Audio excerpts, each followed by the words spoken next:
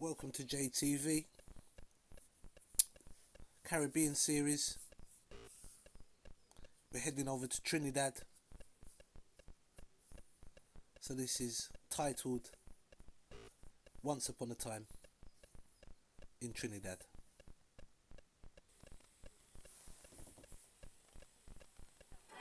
At Miami in conversation, I met with some folks that wanted vacation. At Miami in conversation, I met with some folks that wanted vacation. They were searching for tranquility, where they can relax and take it easy. I said, nature grandeur can just be seen if they visit the pride of the Caribbean, which means Trinidad is the land of Calypso. That's the place to know, yes. Trinidad and Tobago is the land of Calypso. That's the place to know. From the time you approach Port of Spain, a photographic dream you can always attain. Lovely valleys scattered all around, with mountains standing in the background. A cosmopolitan population with no racial discrimination. Certain taxis are waiting to take you to the wonders of Labyrinth Beach Lake, which means Trinidad.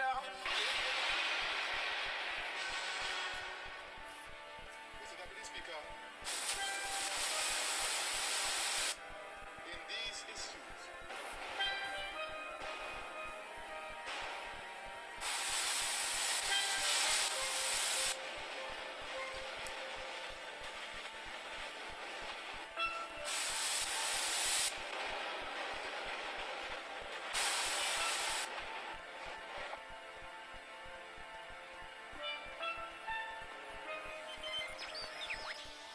At 6 p.m. this afternoon, the government of Trinidad and Tobago was overthrown. The Prime Minister and members of the Cabinet are under arrest. We are asking everybody to remain calm. The revolutionary forces are commanded to control the streets. There shall be no looting.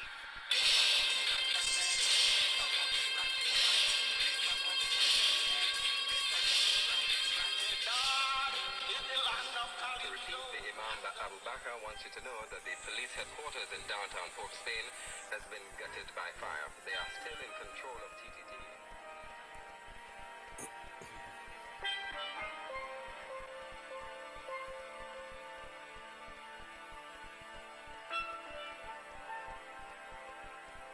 Land of Calypso, that's the place to know.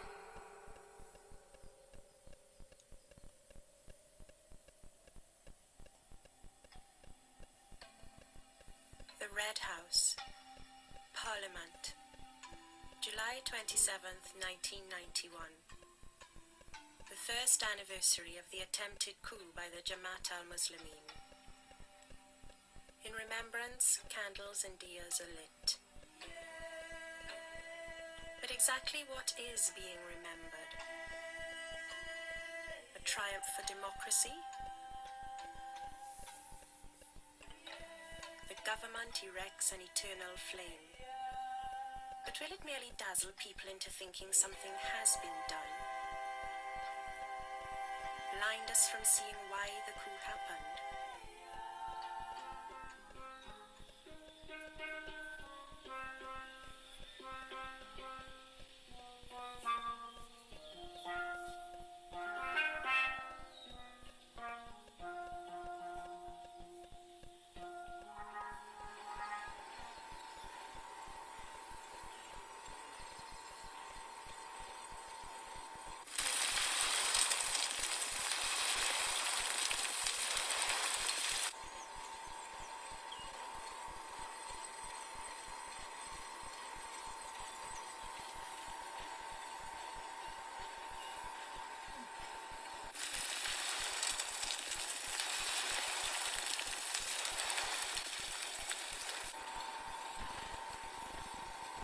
the conditions in Trinidad and Tobago just prior to July 27th, 1990 were very ideal for a social explosion.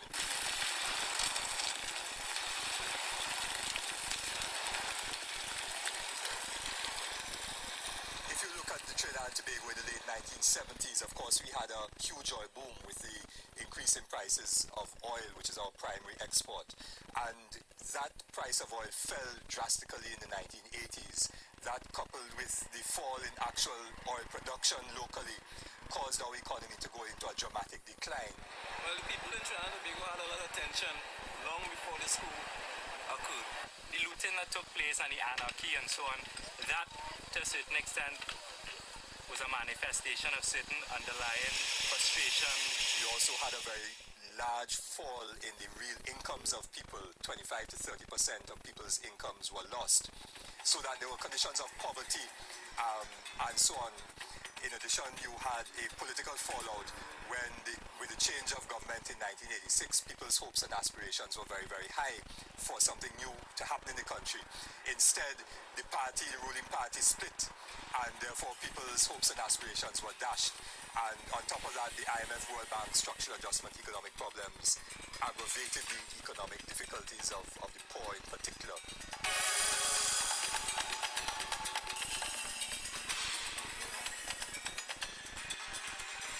What a wonderful costume there, showing a part of Trinidad with its calypso and soca. The amazing people of Trinidad there, showing their creativity. Wonderful, wonderful, great documentary. Like, share and subscribe. JTV. In Trinidad Carnival, the dragon is evil. The dragon will eat your children. And sometimes when he can't get your children, he will eat up their school feeding program and half your salary too. Oh, The dragon is also an international bandit, an international beast. He's IMF, he's World Bank, he's financial agencies, he's apartheid, South Africa. The dragon is an international beast. The government wasn't communicating with the people and they were discontented, so the Muslims, I suppose, got that feeling from the people and we probably acted on it. I would say it's the economic policies of the government, which made a lot of people face a lot of hardships, like unemployment, not enough money to pay for housing and stuff like that. People need jobs. They wasn't getting jobs. Still not getting. People need money to live. Read the newspapers for 1 month prior to the 27th of July 1990, you would see that everybody was in a mess. You know, the teachers were protesting, the nurses were round and round the Red House. WASA, Tech, those people, the police had their gripes, the army had their gripes, everybody knew about it, okay? But everybody just sat there and said, round and round the Red House. The imps in the house of power, squeezing the poor and Leslie.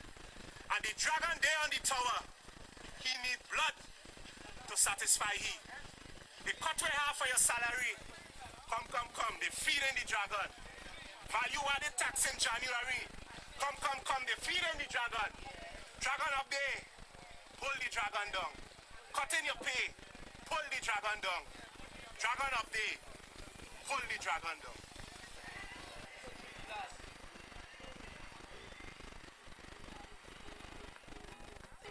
I'm not saying I'm sorry for Robbie.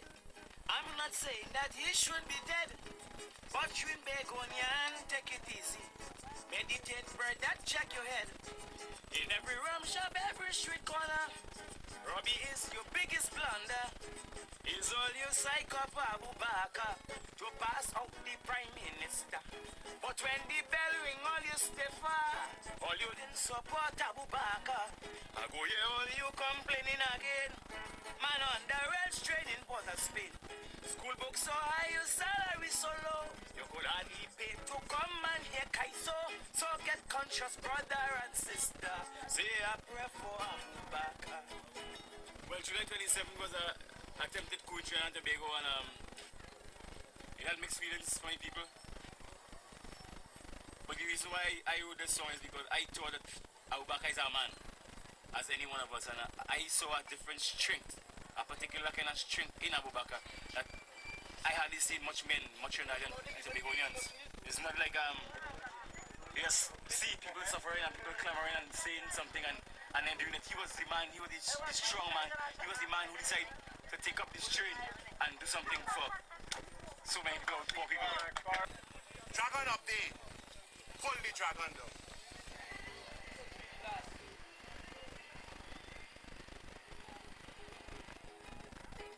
I'm not saying I'm sorry for Robbie. I'm not saying that he should be dead. But you in Begonia and take it easy.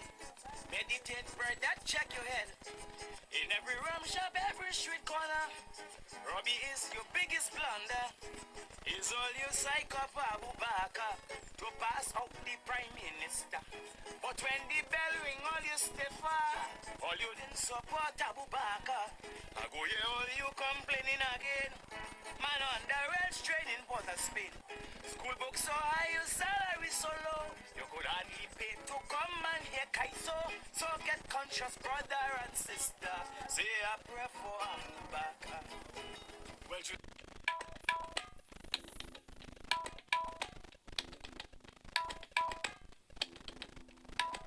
Carib Nation would be looking at East Indians in the Caribbean. We would be looking at how East Indians came from India and what they've been doing in the Caribbean over the last 160 years.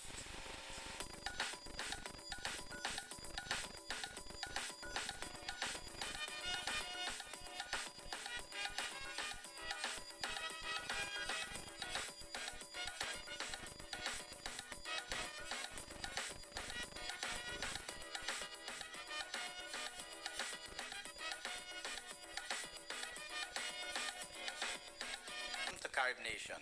I'm Paul, Nehru, Tennessee. Today we will be looking at East Indians in the Caribbean.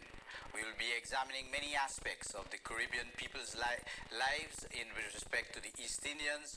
For example, how did they get from India to the Caribbean? And over the last 160 years, what they've been doing in the Caribbean.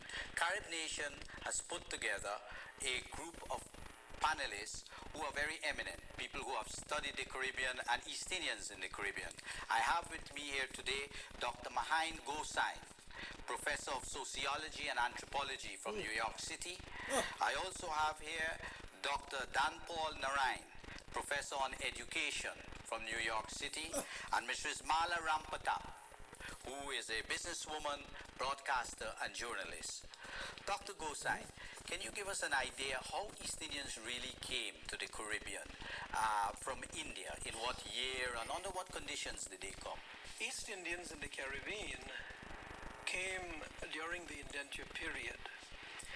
And the indenture period lasted for about 82 years. From about 1834, when the indenture system started to Mauritius. Mauritius was the first country that received indentured Indians. And the system was ended in 1917. Yeah, but who brought them from the Caribbean? I mean, was it the British who were ruling India that brought them to the Caribbean? It was the British, it was the French, and it was the Dutch. In the Caribbean, there are a few countries with significant numbers of Indians. For example, in Guyana. Guyana has nearly 55% of Indians. Trinidad, about 45% of Indians. Suriname also has significant numbers of Indians. Smaller numbers of Indians were brought to Jamaica. Jamaica received about 37,000. Trinidad received 144,000. Guyana received 238,000. And much smaller numbers were brought to Grenada. They were brought to St. Vincent. They were brought to St. Lucia. They were brought to Martinique. They were brought to Guadeloupe. As far as getting to the Caribbean, they came under the indenture system, and the indenture system was one in which they were contracted for a period of 5 years. But did they come on their own free will, or were they taken there by force, like Africans were, for example, from Africa? They were not necessarily taken by force. There was a recruiting system that helped the Britishers and the French and the Dutch to bring East Indians. Most of them were recruited. However, there was a tremendous amount of of devious tactics that many of the colonial powers used to bring them to the Caribbean. Now, in terms of what you asked about the second part of your question, being brought to the Caribbean on the ships they were brought, there were a tremendous number of problems on the ships. For example, there was the outbreak of malaria, cholera, dysentery. In one instance, I read where something like 17% of those who were brought on the Ulysses died on the voyage to the New World. And it is argued that something like a total of 12% of the indentured immigrants who were brought during the indenture period, especially to the Caribbean, about 12%, died on the way over. Dan Paul, give us an idea about when the East Indians came to the Caribbean, like Guyana, Jamaica, Trinidad, and so forth. They went into the sugar plantations and they went to occupy the places of ex-slaves because slavery was abolished of African people.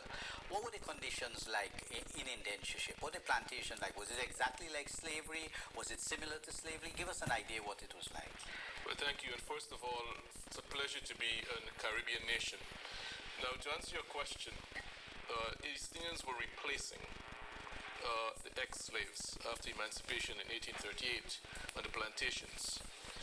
The conditions were somewhat similar. In fact, Adamson has written a very good book called Sugar Without Slaves in 1972. And what he was saying is that East Indian indentureship was a new form of slavery, in that the laws were the same. You cannot leave the plantations without a pass. Some of the brutalities were the same. For example, I have read that there have been examples where workers who disobeyed were being whipped on their back, and they put salt and pepper on their backs. Yes, as they did to the slaves on the plantations. And the whole idea under the plantation system after emancipation was to divide and rule the East Indians and the Negroes at that time. So that the system, again to answer your question, was a new form of slavery, and East Indians on the plantations will tell you that, and scholars will tell you who have done the research, that conditions were very much similar. Mohan, you want to say I just wanted to add that it was basically, according to Krishna Bahadur Singh, he said it was a modified version of slavery. That's essentially what it was. Though I must say that towards the end of the indenture period in particular, the system began to become somewhat relaxed. For example, there are instances, at least in the Trinidad indenture system, I don't know what happened in Guyana in that respect, but as far as Trinidad is concerned, you could have still worked on the plantations. You could continue to work on the plantations as an indentured worker. But if you got married, for example, say for example my grandfather, when he got married, he was able to move out of the barracks and live with his wife close to the plantations, though he was still under contract. Malad, there is a view, for example, in Guyana that the family system of the Indian people, the difference with slavery was that they were able to keep their religion and they were able to keep their family unit. How much truth is there to that within the indentureship system? Well, I think there's a lot of validity to that statement. In fact, I would say that women were really, in the beginning of the indentureship period, were the main channel in which Indian domestic culture was maintained and retained. And let me just go back a little in terms of the journey of Indian women from India. On the first ship that sailed from Calcutta into Guyana was a ship called the Whitby, and not very many women came in those days, and there's a couple of reasons for that. Number one, the planters, the British back then, did not find the importation of women economically profitable on the plantation, so not many women came in the beginning. The second reason is that the Indian men that came on those ships, though they were married, intended to return back to India. As Dr. Gosain mentioned, they were here on a 5-year indentureship period. So they had intended to return to India, and thus they left their wives behind. So that was the second reason not many women came in the beginning. The third reason is if we look at the quote-unquote, the status or the kinds of women that came, and perhaps this is where we have a bit of a dark history, because The women that came in the beginning were of a certain background. Most of them were single. A lot of them were widowed and therefore not allowed to be remarried. And a lot of them were separated from their husbands. So in the beginning, these were the backgrounds of the women that came. So it wasn't so simple as saying that you had a consolidated family system. There were difficulties, there were problems. Oh yes, and I remember stories that my grandmother would tell us. I mean, she came and you asked earlier, what were the Indians told in India in terms of the journey across the Kalapani, as we refer to it, and a lot of them were misled. My grandmother told stories where they were locked up for 2-3 days in like a station, and they were told that they were going to other parts of India. Many were told that they were going to the land of opportunities, and they were going to become more affluent. So yeah, because I also read that there were cases of workers who thought they were not far away from India, and they were actually trying to escape. They were trying to swim over the river. Mohain, I wanted to ask you about this. I just wanted to follow up on what Mala had to say, and she's quite right on that score. They used a lot of devious practices to recruit the Indians. And this went on in Chota Nagpur. Who did it? Indians did it or the British did it? Some of the Indian agents did Indian it. agents. As well as the colonialists. They did it too.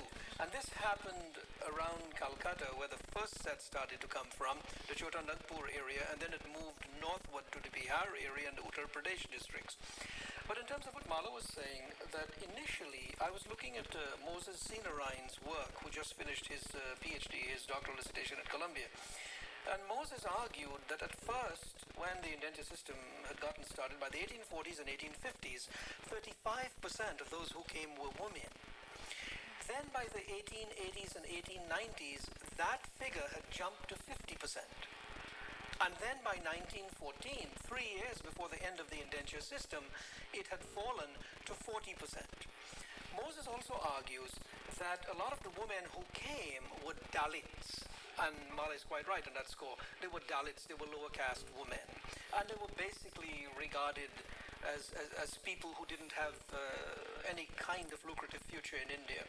And Moses also has some numbers. He says that of all the Indians who came, which was more than 500,000 to the Caribbean, about 66,000 repatriated.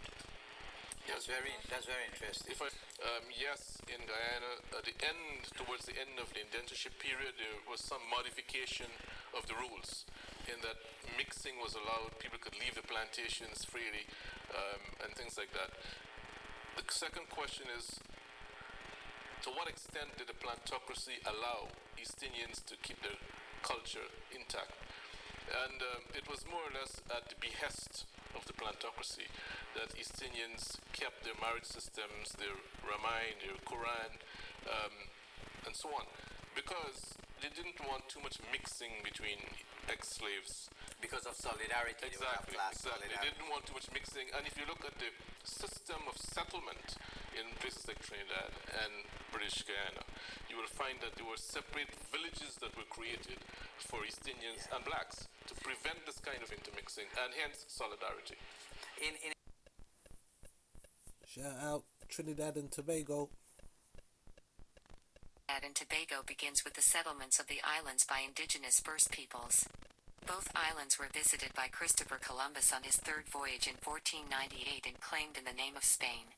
Trinidad remained in Spanish hands until 1797, but it was largely settled by French colonists. Tobago changed hands between the British, French, Dutch, and Courlanders, but eventually ended up in British hands following the Second Treaty of Paris. In 1889, the two islands were incorporated into a single crown colony. Trinidad and Tobago obtained its independence from the British Empire in 1962 and became a republic in 1976. Pre-Columbian period. Human settlement in Trinidad dates back at least 7,000 years. The earliest settlers, termed archaic or orderoid, are believed to have settled Trinidad and Tobago from northeastern South America around 4000 BCE. 29 archaic sites have been identified, mostly in South Trinidad and Tobago. This includes the 7,000-year-old Banwari Trace site, which is the oldest discovered human settlement in the eastern Caribbean. Archaic populations were pre-ceramic and dominated the area until about 200 BCE. Around 250 BCE, the first ceramic-using people in the Caribbean, the Saladoid people, entered Trinidad and Tobago. The earliest evidence of these people come from around 2100 BCE along the banks of the Orinoco River in Venezuela. From Trinidad and Tobago, they are believed to have moved north into the remaining islands of the Caribbean. 37 Saladoid sites have been identified in Trinidad and Tobago, and are located all over the island. After 250 CE, a third group, called the Barrancoid people, settled in southern Trinidad and Tobago after migrating up the Orinoco River toward the sea. The oldest Barrancoid settlement appears to have been at Aran, on the south coast. Following the collapse of Barrancoid communities along the Orinoco around 650 CE, a new group, called the Araquanoid, expanded up the river to the coast. The cultural artifacts of this group were only partly adopted in Trinidad and Tobago and adjacent areas of northeast Venezuela, and as a result, this culture is called Guayabitoid in these areas. Around 1300 CE, a new group appears to have settled in Trinidad and Tobago and introduced new cultural attributes which largely replaced the Guayabitoid culture. Termed the Mayoid cultural tradition, this represents the native tribes which were present in Trinidad and Tobago at the time of European arrival. Their distinct pottery and artifacts survive until 1800, but after this time they were largely assimilated into mainstream Trinidad and Tobago society. These included the Nepoya and Sepoya and the Yao. They have generally been called Arawaks and Caribs. These were largely wiped out by the Spanish colonizers under the encomienda system. Under this system, which was basically a form of slavery, Spanish encomenderos forced the Amerindians to work for them in exchange for Spanish protection and conversion to Christianity. The survivors were first organized into missions by the Capuchin friars, and then gradually assimilated. Spanish period. The arrival of Columbus. The first ever contact with Europeans occurred when Christopher Columbus, who was on his third voyage of exploration, arrived at noon on July 31, 1498. He landed at a harbor he called Point Galera, while naming the island Trinidad, before proceeding into the Gulf of Paria via the Serpent's Mouth and the Caribbean Sea via Dragon's Mouth. Colonial settlement of Trinidad. Trinidad is reported to have been densely populated at the beginning of the colonial period. Although in 1510 Trinidad was said to have the only peaceful Indians along the whole South American coast, demand for slaves to supply the pearl fisheries in nearby Isla Margarita led to them being declared Caribs in 1511. As a consequence of this, Trinidad and Tobago became the focus of Spanish slaving raids, primarily to supply Margarita's pearl fisheries. In 1530 Antonio Cedeno was appointed governor. Granted a contract to settle Trinidad, with an eye toward discovering long-rumored El Dorado and controlling the trade in slaves. In 1532 he attempted to establish a settlement, but was driven off the island following the Battle of Cumucurapo. He withdrew to Margarita, but he returned a year later and built a settlement at Cumucurapo. After failing to attract more settlers to Trinidad, Cedeno was forced to withdraw in 1534. In 1553 Juan Cedeno was authorized to settle Trinidad, but the contract was never fulfilled. In 1569 Juan Troqui Ponce de Leon built the town of the Circumcision, probably around modern La Ventil. In 1570 this settlement was abandoned. In 1592 Antonio de Barrio established the first lasting settlement, the town of San Jose de Orna. Sir Walter Raleigh, who was searching for El Dorado, arrived in Trinidad on March 22, 1595 and soon attacked San Jose and captured and interrogated de Barrio, obtaining much information from him and from the cacique Topiawari. Lack of Spanish ships arriving on a regular basis forced the settlers to trade with the English, French, and Dutch, in violation of the Spanish exclusive. The Spanish also lacked the means to defend the colony, which consisted of only 24 Spanish settlers in 1625. Thus the Dutch attacked St. Joseph with impunity in 1637. By 1671, the island included 80 settlers and 80 domesticated Amerindians. By 1772, the Spanish capital of St. Joseph had a population of 326 Spaniards and 417 Amerindians. Yet the houses consisted of mud huts with thatch roofs. In general, lacking gold, the island was poor and undeveloped, inducing many to leave. The Captaincy General of Venezuela was created on September 8, 1777, through the royal decree of graces of Charles III of Bourbon, to provide more autonomy for the provinces of Venezuela, previously under the jurisdiction of the Viceroyalty of New Granada and the Audiencia of Santo Domingo. The Crown established a unified government in political, military, fiscal and judicial affairs. Its creation was part of the Bourbon reforms and laid the groundwork for the future nation of Venezuela, in particular by orienting the province of Maracaibo towards the province of Caracas. Colonial settlement of Tobago. In Tobago, the first Dutch colony of Nieuw Valkeren was short-lived. 68 colonists established Fort Vlissingen near modern Plymouth in 1628. They were reinforced by a few hundred more settlers from Zeeland in 1629 and 1632. Attempted colonies by Courland in 1637, 1639, and 1642 in England in 1649, 1642, and 1647 all failed. In May and September 1654, Kurish and Dutch colonies were re-established successfully. The Kurish colony of Neukölln was centered at Fort Jacob on Great Courland Bay. The Dutch colony on the other side of the island had three forts, Lamp-Seensburg, Beveren, and Bella Vista. In 1658, 500 Frenchmen joined the Dutch colony but formed their own settlement called Three Rivers. On December 11, 1659, the Courlanders peaceably surrendered their colony to the Dutch. At the time, the island held about 1,500 Europeans and around 7,000 African slaves working on 120 plantations, supporting 6 or 7 sugar mills and 2 rum distilleries. British Jamaican pirates captured the island in January 1666. The official English garrison surrendered to a French attack in August the same year. The Dutch Admiral Abraham Crynson reclaimed a deserted colony in April 1667 and re-established a fort. An attempt to restore the Kurish Fort Jacob was suppressed in December 1668. In December 1672, the British attacked and destroyed the Dutch colony as part of the Third Anglo-Dutch War. Dutch control was regained under the status quo ante provisions of the Second Treaty of Westminster in 1674.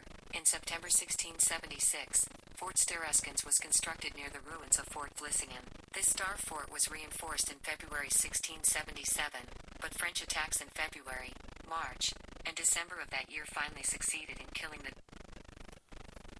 That's part 1, JTV.